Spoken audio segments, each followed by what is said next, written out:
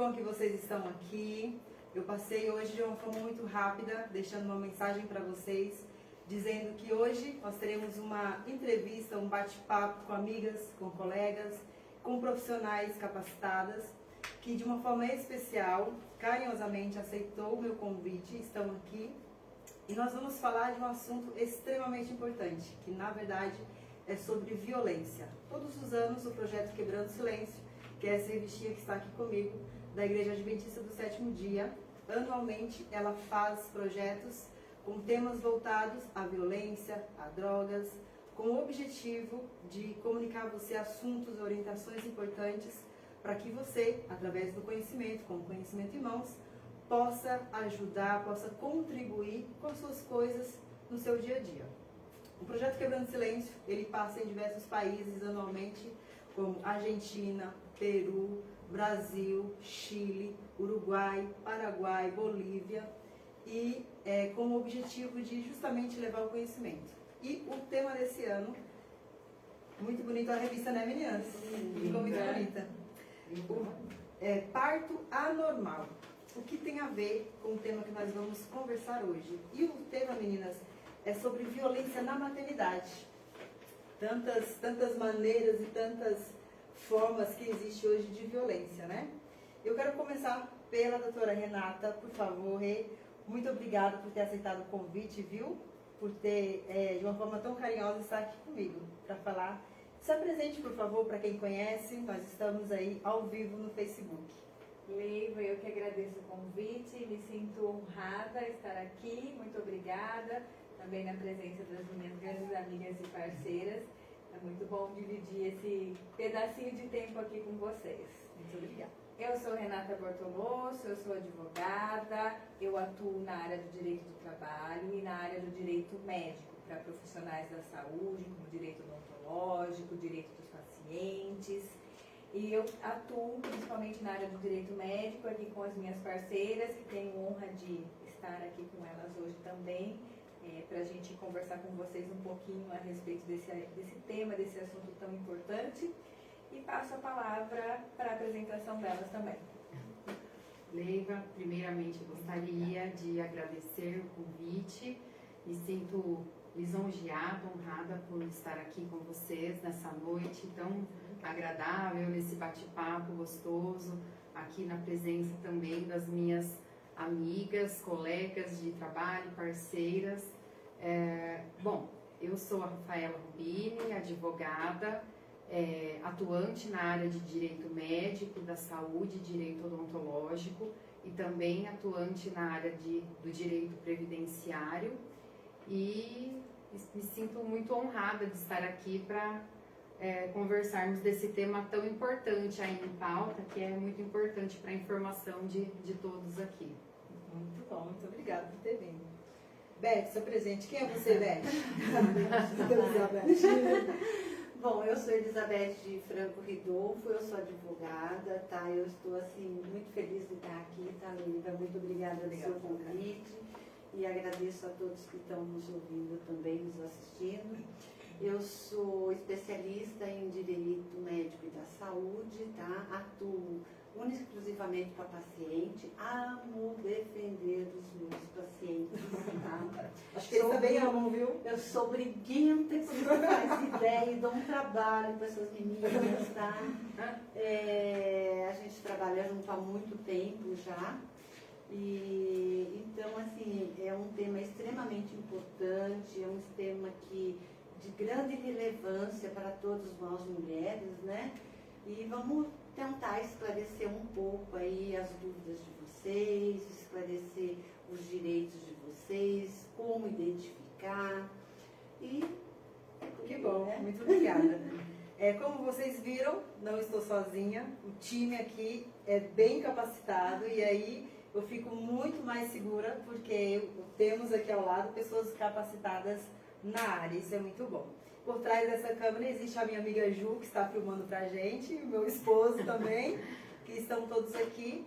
E as dúvidas que caso vocês tenham que queiram perguntar, se nós soubermos e se não soubermos, vamos atrás também. Porque nós estamos aqui, todos aprendemos cada dia um pouco mais, não é mesmo? Até porque direito é uma área tão complexa, cada Sim. dia é uma coisa nova. E por mais que a gente estude, tem hora que a gente também não sabe nada. É isso aí. Quanto mais a gente estuda, mais a gente entende que precisa aprender. Nossa, é todo dia um flash. É né? isso aí. Pessoal, então vamos adentrar com o tema. Maus tratos na maternidade. O que seria parto normal e um parto que não seja normal, só para nós entendermos o que seria, né? Pegar o tema de modo geral, para depois sim entrarmos no que seria abuso, o que não seria abuso, o que é característico de violência, o que não é. O que seria um parto normal, o que compõe, o que é. O momento tão mágico da mãe, né? O que Precisa viver. seria um parto normal? É um parto convencional. Você está grávida, você está já dentro do prazo de 37 semanas a 42, você começa a sentir dor de dilatação e você vai até o hospital, acaba tendo o bebê de uma forma natural, sem intercorrência. Tem gente ainda que não dá nem tempo de chegar no hospital, né, Lê? A gente vê vídeos, né, outros de em casa. bombeiros. É um parto que, assim, é natural. Ele pode ocorrer em qualquer lugar, não tem intercorrência nenhuma, tá? Certo. Agora, o parto anormal, ele já é um parto que ele tem uma intercorrência. Acontece alguma situação que necessita da intervenção de um terceiro, que no caso seria um médico, uma necessidade de hospitalar, ou às vezes uma cesárea. Então, assim, ele já deixa de ser um parto natural, normal, né? Uhum. E neste intercorrência de parto anormal, pode haver também situações, né, que nem hoje se fala muito em violência obstétrica, né, Leila? Violência obstétrica. Então, eu acho que mais o foco seria este assunto, do que seria o que inseria o parto anormal. E a violência obstétrica, ela é considerada também como uma violência, um parto normal, né? Uhum. Então, acho que seria mais isso. Então a diferença, na verdade, seria ter intercorrências Ou não. e não ter E intercorrências. depende ao tipo de intercorrências também que tem, né? Que nem eu te falei. O parto pode começar de uma forma natural, sem intercorrência, e virar uma intercorrência. A criança pode estar sentada, ela pode estar com um cordão enrolado no pescoço, que há necessidade de fazer uma cesárea de urgência. E também algumas situações vivenciadas dentro do próprio centro cirúrgico, ou no parto, ou pós-parto, que ela vive tipo de uma ofensa, porque na hora do parto, é aquele negócio, gente, só quem sentiu a dor sabe o que é aquilo. Né? As emoções envolvidas ali também, né? Então, e realmente, tem gente que suporta a dor de uma forma, assim, admirável. Tem outros que têm uns bebês, assim, de uma forma tão rápida que não dá nem tempo de piscar. Tem outros que têm uma dor insuportável, tá? Certo. E vai até um certo ponto, às vezes precisa tomar o medicamento, né, que é o... A ocitocina também, né? Isso. Para poder ajudar no parto e tal. Então, isso já se torna uma intercorrência, porque não fazia parte daquela parte natural do parto, né? Entendo. Então, assim, tem mulher que chora, que grita, e às vezes tem gente que não tem paciência. Sim. E geralmente a violência obstétrica, ela é caracterizada por algum membro da parte da equipe médica. Pode ser enfermagem, pode ser médico, pode ser técnico de enfermagem, pode ser um anestesista. Então, tem várias situações que ocorrem, tá? Às vezes de gritar, nem vou falar o que eu ia falar, mas você já viu falar, Mas olha só, um momento tão mágico, né? Que toda mãe, quando chega nesse momento de dar à luz ao seu filho, talvez tenha pensado tantas coisas, planejado de tantas formas, não é mesmo? E de repente, Rei, acontece ali de acontecer uma violência, né? Quais são os tipos de violência que hoje uma mulher ali, nesse momento tão especial, pode acontecer? Porque na minha cabecinha, né, humilde, em conhecimento, como cometer uma violência com alguém que precisa tanto de você, não é mesmo? Mas Entendo. acontece, não é mesmo, meninas? É verdade. Violência, Rê. Quais tipos? Existem vários tipos de violência. Ela pode ser de forma verbal, ela pode ser de forma física, ela pode ser de forma a não respeitar aquilo que a parturiente deseja. Então, de forma verbal, a paciente, a parturiente, está ali naquele momento especial da vida dela, mas é um momento difícil também, sentindo muitas dores. Então, aquele médico, aquele profissional de saúde que fica ali assessorando, que fica xingando, que fica gritando, Entendi. às vezes ele está ali numa forma de dar uma força para ela, mas ele vai além. Então, ele acaba cometendo uma violência verbal.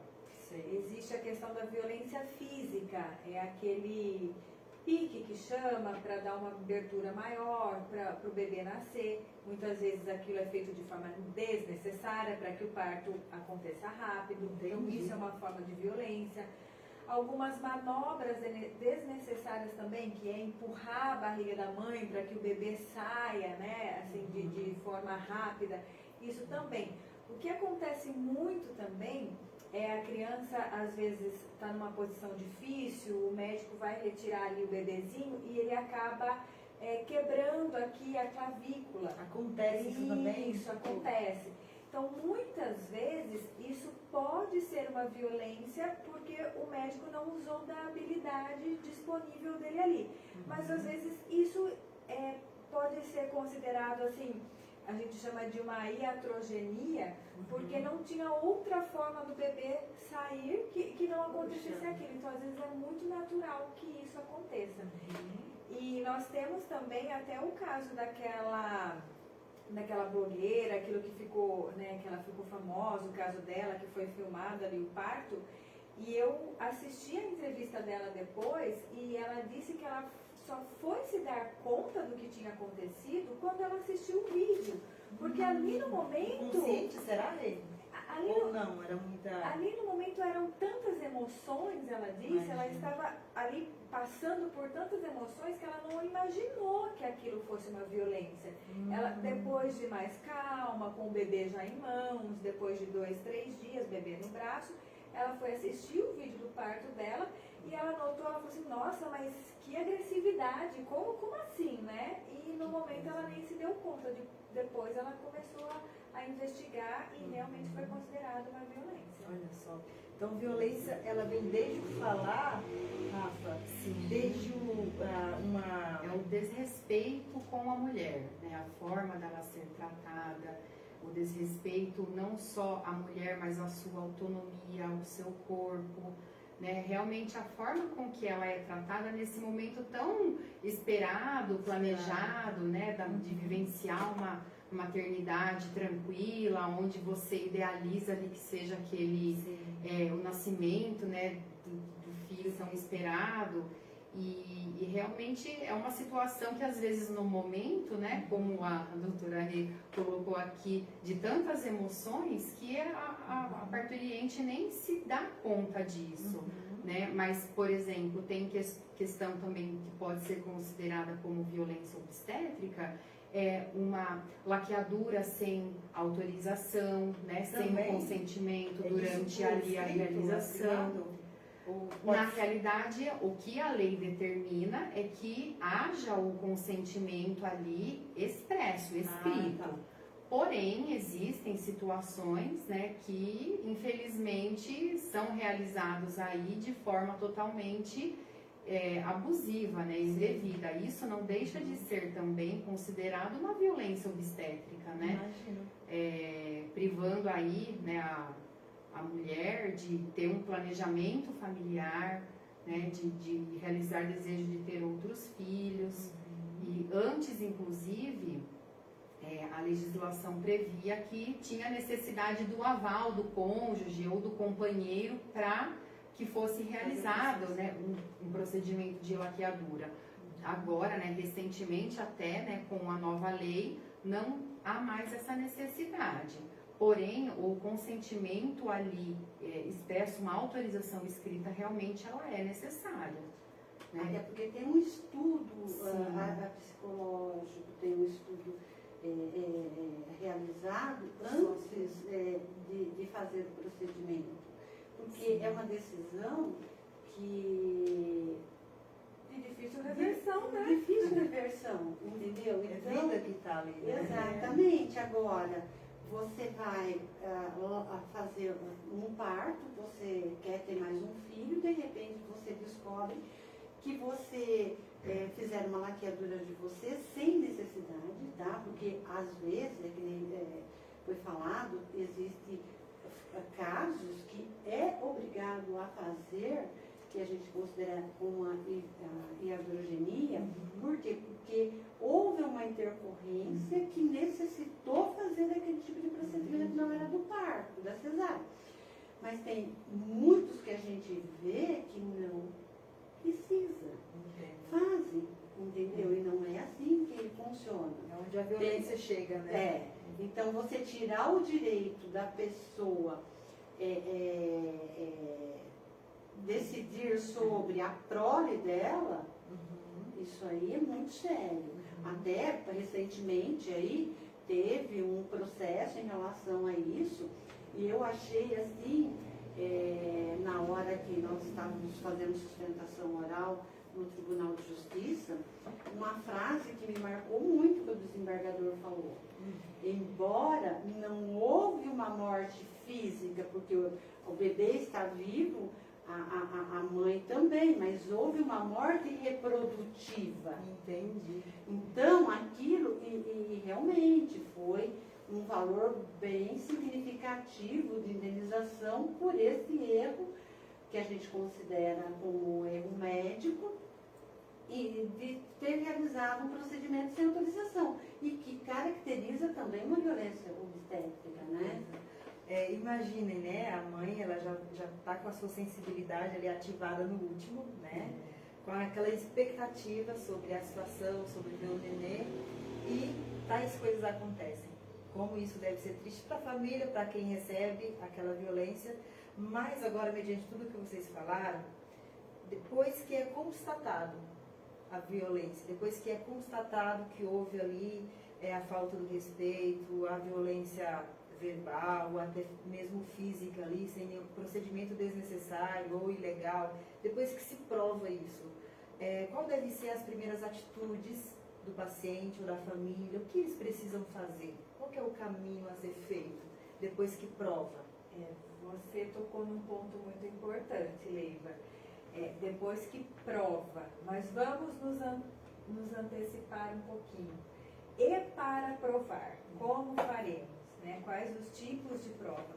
É uma situação muito delicada, porque nós estamos tratando ali, obviamente, de uma questão de possivelmente houve violência, mas por trás disso também tem um profissional. Tem um profissional que atuou ali. E realmente houve essa violência, porque a partir do momento que existe um processo judicial ou que existe uma investigação daquele profissional, é uma vida profissional ali que talvez ele nunca mais possa clinicar, medicar ali como ele faz. Fica uma situação, uma consequência. Existe uma consequência, exatamente. Então, antes de qualquer providência, o que fazer, né? Primeiro é preciso analisar, buscar conversar com especialistas, buscar conversar com outros médicos, para conseguir entender se aquilo foi realmente uma violência. Porque, como a doutora Elizabeth disse, muitas vezes pode ser uma iatrogenia. Aconteceu ali um procedimento, estava tudo programado para ser um parto natural. De repente teve que sair correndo para fazer uma cesárea. Aí a parturiente vira e fala, mas isso foi uma violência porque fez da forma que eu não queria. Não, se mantivesse aquela forma que ela não queria, talvez riscos, né? riscos pudessem caminhar até por uma morte do bebê ou por uma morte dela. Então, Ou isso ter um problema até, que nem nós conhecemos muito de paralisia cerebral, ter alguma sequela no bebê. do bebê. Né? Sequelas também, né? Sequelas também. Então a gente precisa olhar primeiramente com isso com muito cuidado para se configurar que realmente aquilo é possível de uma investigação de uma violência obstétrica. Certo. E aí, configurado e comprovado, pode ser feito boletim de ocorrência, ou depois que comprova, qual que seria o caminho? Depois que Hoje, comprova. Leiva, é assim, até uma dica para as gestantes, né? Tem a lei do acompanhante. Legal. Tá? Então ela pode escolher qual a pessoa que ela quer dentro da sala de parto. Tá? Pode filmar, pode gravar. Então, assim, ela pode escolher a mãe, ela pode escolher o marido, ela pode escolher quem ela quiser para acompanhá-la, tá? Tanto em consulta quanto na hora do parto. E existe uma lei que dá esse direito a ela. E tem algumas pessoas até que perguntam para a gente, mas se eu tenho uma doula, que a doula ela é importante para a gestante, porque ela traz também uma segurança, porque é uma questão de relação, confiança, tá? Fala assim, mas se eu coloco a doula, eu não posso colocar o meu marido. Não, a doula, ela não é considerada como acompanhante, tá? Então, essa parturiente, ela tem o direito de ter o acompanhante e ter uma doula. Essas pessoas, elas vão ser testemunha do que ocorreu. Quantos pais, mães que não vão assistir, não vão acompanhar o parto lá, que filme, grava, dá para ter essa noção, entendeu? O que eu falo assim que é um pouco perigoso é que quando não se tem nada para demonstrar o que foi que ocorreu, Difícil de apurar, né? que fica difícil de apurar, sai em rede social, descendo a lenha em todo mundo, falando um monte de besteira. Porque não é só o médico, é uma equipe. Nós estamos falando de uma enfermeira, nós estamos falando de um anestesista, nós estamos falando de uma estrutura hospitalar, nós estamos falando de um médico, estamos falando de todo mundo. Então, é assim, que nem a Renata falou, imagina um profissional de tantos anos que faz aí os atendimentos, aí vem aquele achismo, né? Porque o que mais tem é consulta em Google, eu nunca vi isso. E tem gente que já chega lá, doutor, eu já sei o que a senhora tem que fazer. Tá. Onde você achou isso? Tá no Google. Tá, então tá, né? Eu joguei dinheiro fora nas minhas postas. Mas tudo bem, vamos lá, fala o que o Google te contou para ver se tá certo. Aí o que acontece? Então a gente tem que ser muito cuidadoso. Beth, isso é muito importante, porque se eu não souber, se eu não tiver conhecimento sobre isso, eu posso estar me incriminando sozinha depois para você fazer o serviço contrário depois, né?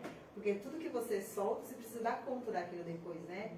E eu preciso ter as provas concretas ali, apuradinhas, né? Porque para depois... pessoas você não vê aí que foi acusada de coisas que teve, eu achei que fez e não fez, porque o profissional se matou. Recentemente teve um caso de um médico aí que foi acusado de uma coisa que ele não fez, que nem tinha sido apurado nada, mas a mídia hoje, da mesma forma que ela te levanta, ela te derruba. Exatamente. Então a gente tem que ser muito cuidadoso.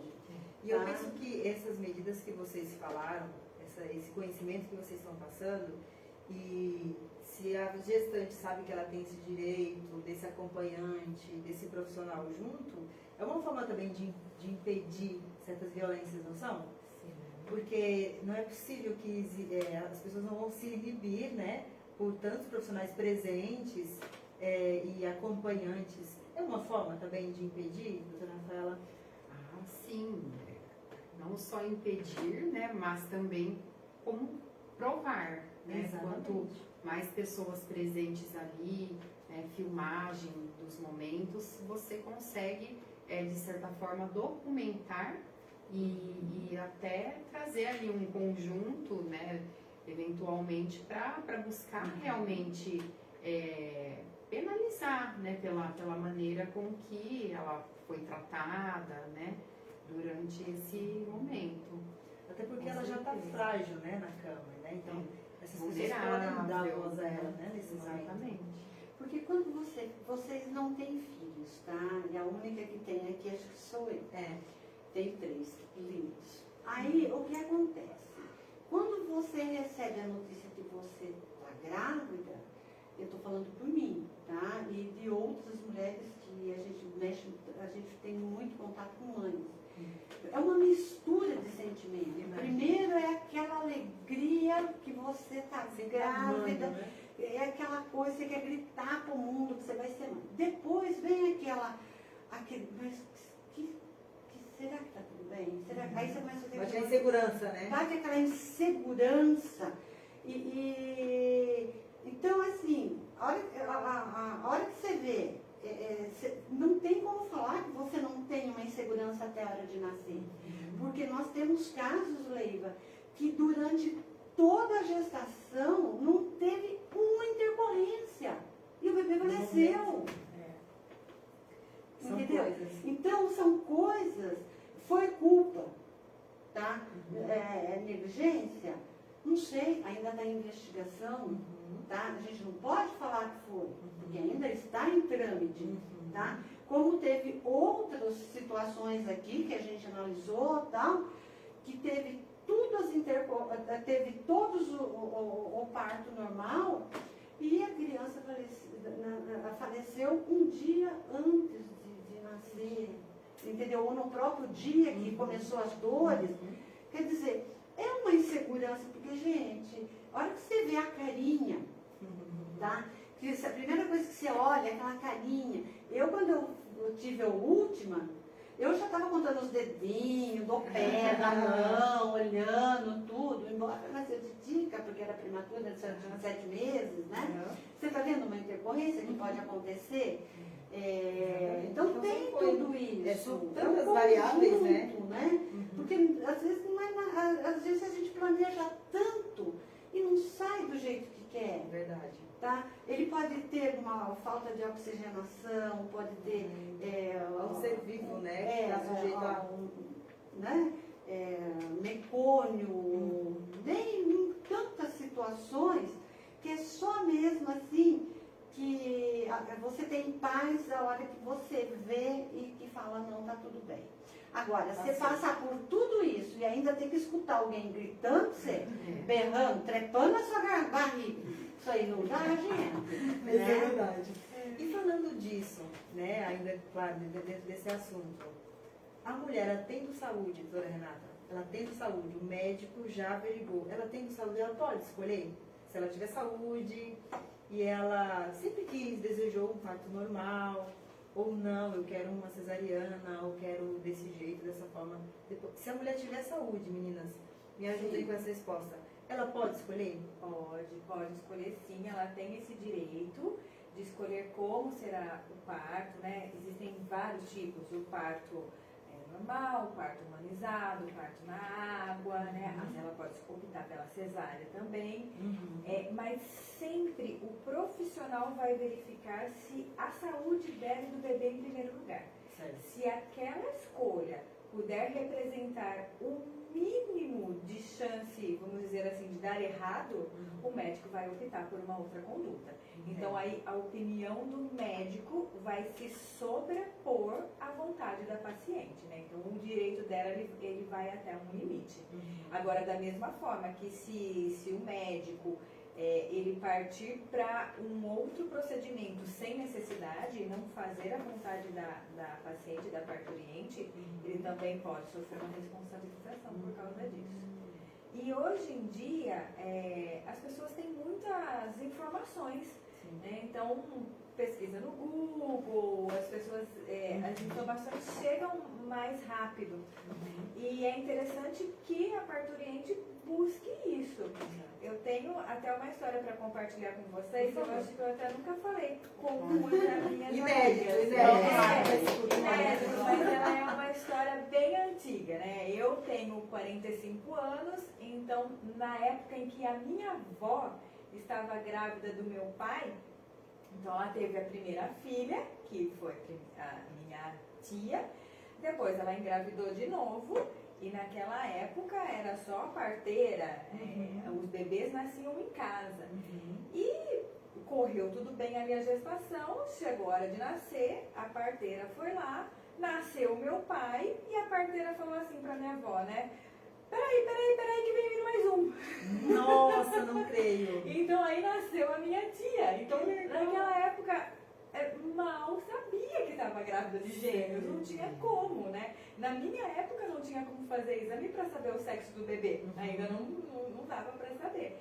Então, hoje em dia, como as pessoas estão fazendo parte desse mundo globalizado e tem muitas informações, por isso que é importante a pessoa buscar uma informação correta para não Um profissional de preferência, né, Um dona profissional de preferência. Preferência. Que está ali totalmente preparado, capacitado, né? Estudou, precisa de orientação diretamente da fonte que entende, que estudou, que está capacitado para aquilo, né? E até assim, eu acho que é muito importante quando você já tem ciência que você está grávida, fazer o pré-natal, tá? Já passar, ou seja, na rede pública, ou seja, de convênio, ou seja, de forma particular, já começar a fazer as orientações, conversar com o médico, porque o médico ele tem a obrigação, Leiva, de esclarecer as dúvidas dos seus pacientes, tá? O que pode acontecer, o que ela tem que falar o que ela gostaria, ele tem que escutar e falar, olha, realmente a gente pode fazer dessa forma, mas a gente também pode ser que acontece isso, tal.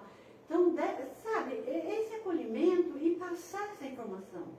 Porque hoje, até negligência informacional gera processo. Tá? Falta de informação, tá? Para a pessoa poder escolher o que ela quer ou não, gera um... Então, assim, é muito importante que faça todos os exames, toma lá os remédios que tem que ser tomado, se cuida um pouco nesse período, né, Velho? Verdade. Dona Rafaela, a gestante, ela só passa a ter direitos na hora ali, no seu último mês, que ela já vai ganhar o bebê, ou começa desde que ela entende não, né? Que ela recebeu o exame que ela está grávida?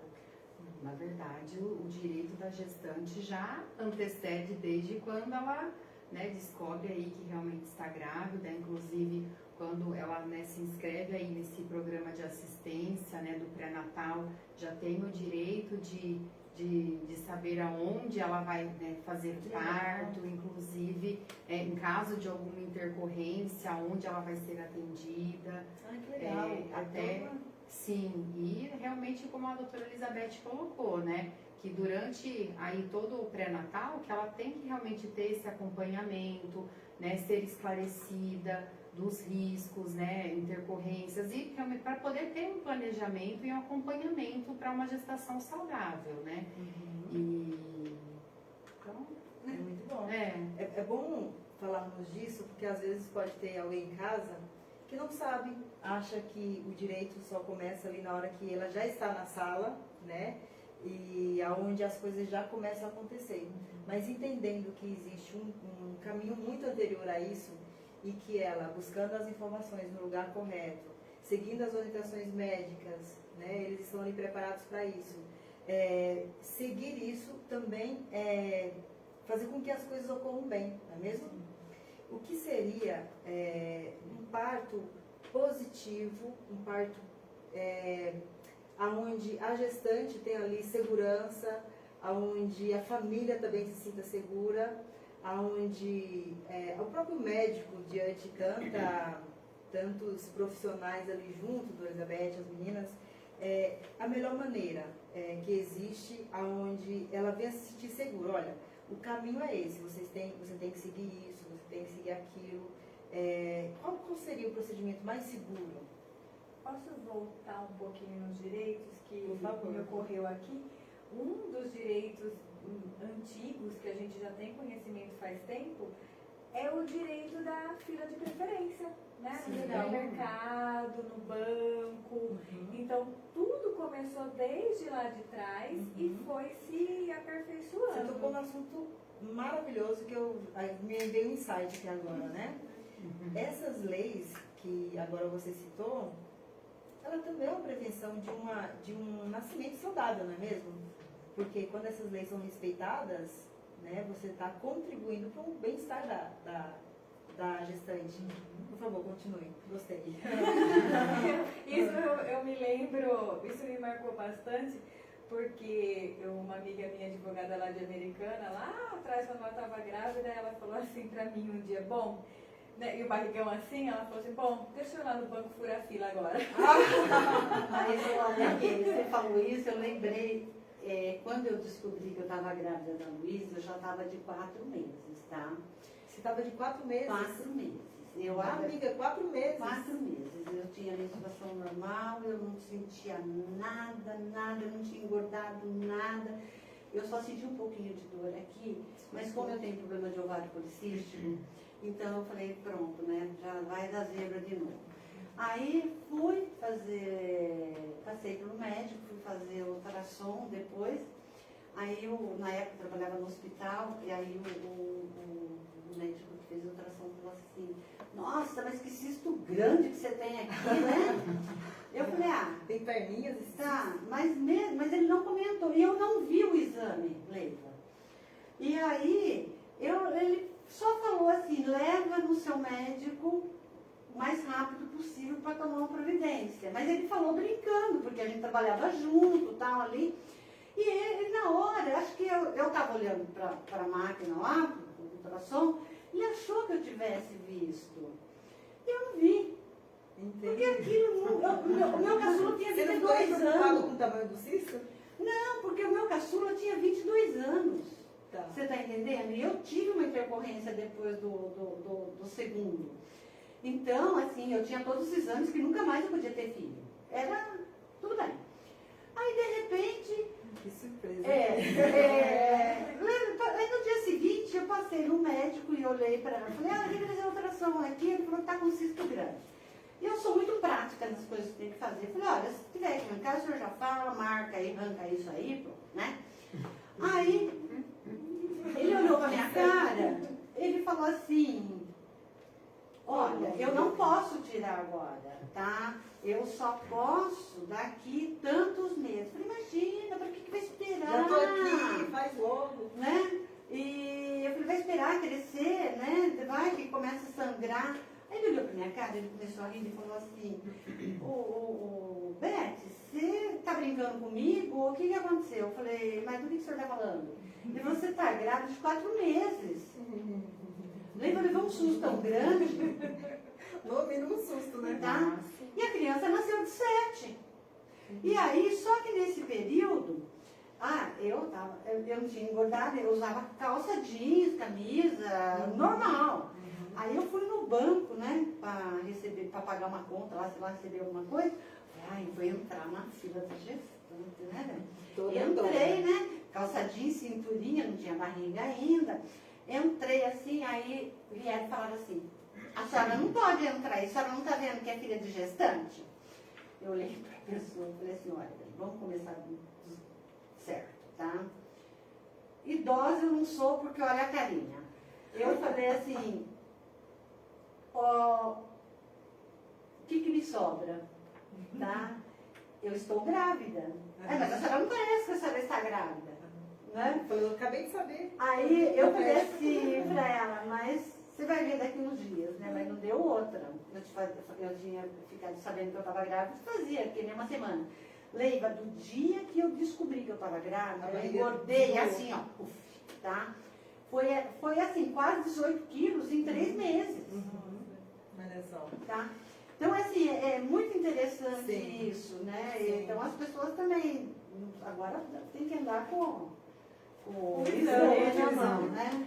Meninas, é bom conhecer a história de vocês, conhecer que temos tantos direitos e precisamos buscar as orientações corretas para que não venhamos a nos deparar com coisas ou situações desconfortáveis, mas quando a gente conhece do direito, né, e busca as orientações no lugar correto, as coisas ficam mais seguras, né, e mediante as leis que vocês apresentaram, qual é a mensagem final que vocês deixam para as grávidas que podem estar nos assistindo? Se tiver alguém que tiver alguma pergunta, Ju, pode passar para a gente, se tiver alguma pergunta. Qual a mensagem final que vocês deixam para as grávidas? Cuidem-se, o que seria? Olha, eu não sou mãe por opção, mas eu acho lindo, eu adoro crianças, tenho a minha sobrinha, que é como se minha filha fosse, aliás, todo mundo fala pra mim, tem certeza que não é sua filha mesmo? Mas Mas a mensagem que eu deixo é, se cuidem, façam corretamente o pré-natal, descobriu a gravidez, já vão atrás de médico, não tem convênio, procure o SUS, se cuidem corretamente. É bom um acompanhamento para a questão nutricional, para a questão vitamínica.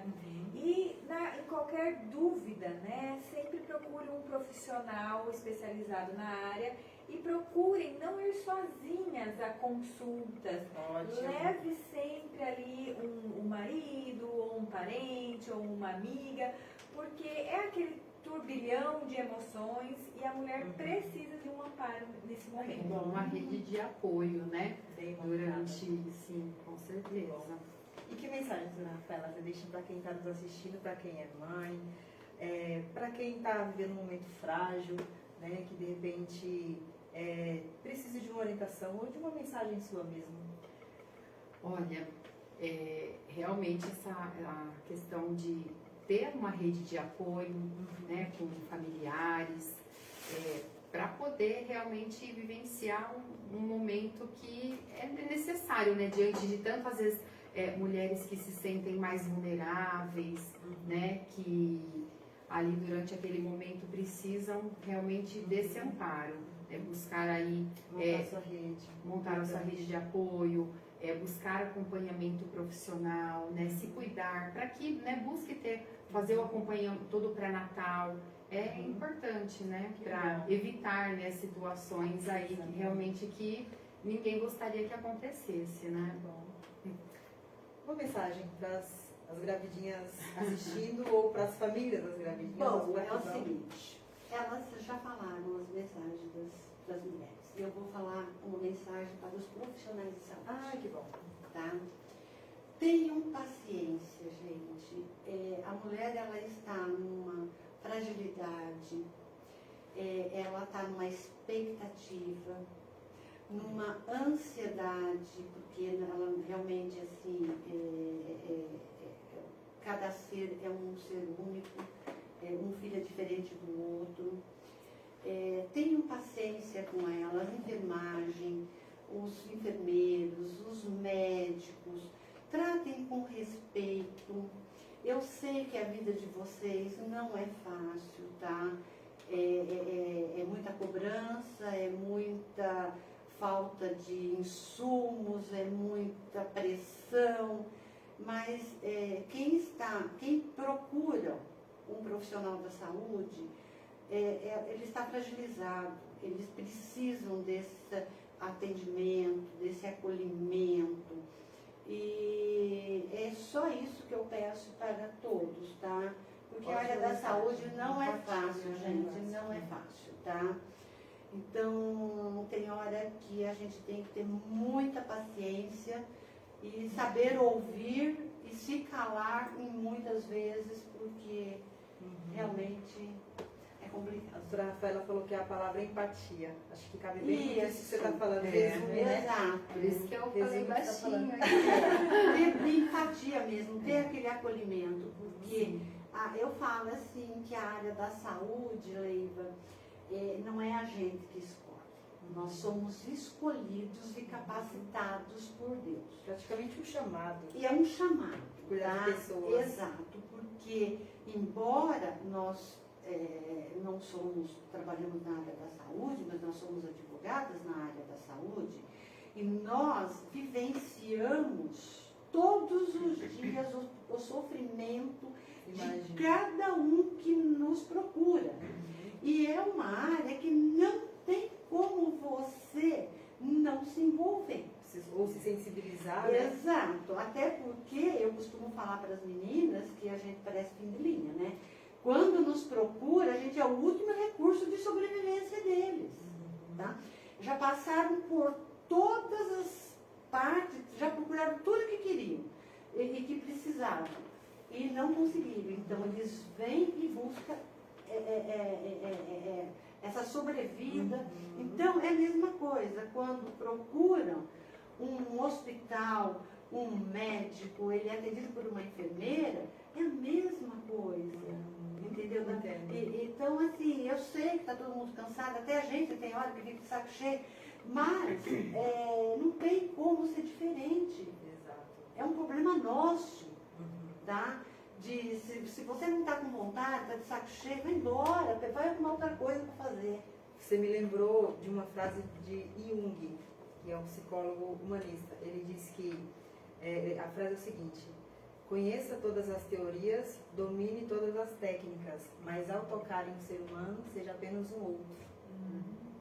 E mesmo assim, até vou mais além, da mesma forma que eu estou pedindo para que os profissionais tenham essa empatia, e que os próprios pacientes, do modo geral, nós estamos falando aqui da parte obstétrica, mas eu estou falando de um modo geral, também ter um pouco de empatia com esses profissionais, porque a vida deles também não é fácil. Você trabalhar num hospital, trabalhar num posto de saúde que não tem o medicamento, que não tem isso, uma falta de condição, salário atrasado, sabe? Eu sei que os pacientes vão ter a ver com isso, mas é uma junção de coisa, um precisa do outro. Compreensão é um caminho de mão dupla, Isso. né? Eu compreendo e você me compreende. Exato. Então, acho que tem que ter aquela junção dos dois lados.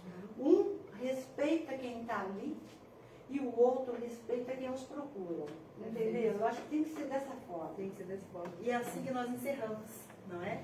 Após mensagens tão especiais, carregadas de carinho, de sentimento, né, da parte de vocês, eu também deixo aqui o meu recado especial para que você que também, de uma forma sofrida, angustiante, tenha vivido, procure responsáveis, procure profissionais e usem da empatia e do respeito de uma forma assim diária, né? A maneira como nós queremos ser atendido, né? Que nós também possamos atender, né? E que essa troca venha a ser todos os dias. A Igreja Adventista do Sétimo Dia, do Parque das Árvores, que é onde nós vamos publicar essa live, quer, de uma forma especial, agradecer por todas vocês que estiveram aqui, viu, meninas? Foi muito bom compartilhar com vocês. Muito grande. Espero que tenham gostado da nossa Linda, olha que linda. Linda e muito bem, é muito interessante e aborda muito bem os assuntos. Que bom, muito obrigada pelo carinho de vocês. Nós E vocês que que estão aí, agradecemos. e vocês que estão aí, um abraço e tchau, tchau. Tchau.